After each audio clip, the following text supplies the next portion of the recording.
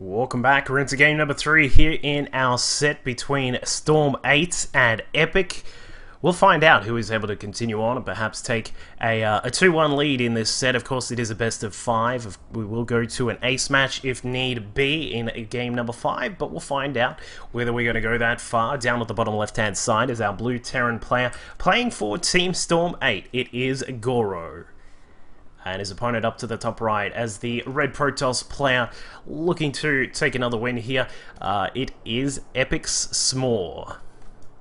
So, these players, we got a Masters Protoss player here, and our Terran is either gold or platinum. I cannot remember exactly, but I just want to throw a quick shout out there to the guys, the gentleman from Storm8 and of course from Epic as well, who sent me not only the most informative little details about some of their players that I've actually had from anyone so far in casting the AHGL, but also extremely funny. Some of the comments that I had about some of the players have been absolutely hilarious. But as we can see, we're going to get a just the racks thrown down and a very interesting. I'm not sure if that's a scout or if that's okay. All right, we're gonna head over here. Looks like we will have a proxy coming about from Goro. He's actually stopped his SCV production right now. S'more should have seen that there's a pretty low SCV count right here, especially if you consider the fact that his opponent has gone for a very quick supply depot.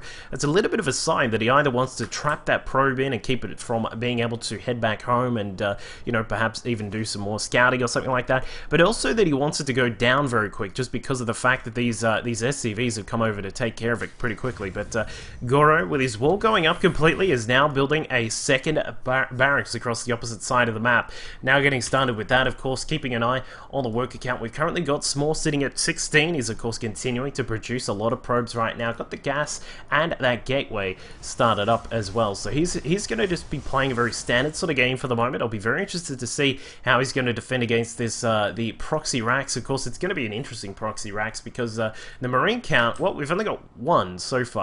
We're sort of yet to see any others get started. Goro, he needs to get started with that pretty quickly, but the first Marine, it comes out, and we'll try and get rid of this scouting probe. He should be able to take it down. Just a little bit of micro here to shoot down that probe, and all should be good.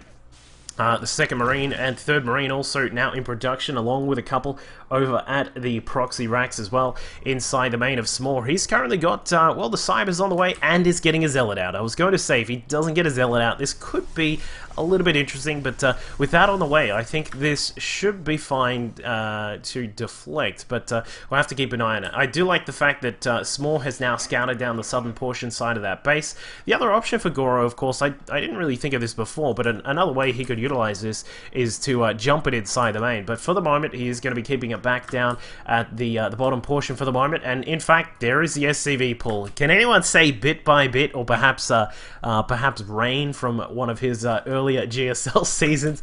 We are going to have a very big SCV pull here. S'more continuing to scout out this Zealot way out of position right now. He's trying to scout out where this proxy is and what it is, in fact, but he's not going to be able to do that too well. In fact, well, there he is with a Stalker finally comes about, finds some of these units here. The Stalker almost getting trapped, and if Goro can actually grab this Stalker and keep him trapped, beautifully done. That is a nice quick catch there. That's going to put things in a nice position for Goro right now. But the problem is, will he be able to set up? He needs to set up a bunker. He needs to perhaps get these SCVs working full time on a pylon or something like that. But for the moment, no bunker going up. The Marines continue to pour inside the main base here. But I don't like this move in here from Goro. He's moved inside the mineral line, and well, that's it. I mean, he's lost so many of those Marines. It's never a good thing to jump inside the mineral line. Probes have tasers. They do 5 damage, and they can shoot at a reasonable pace. And now with the mothership core out, that is going to end that rush, and effectively,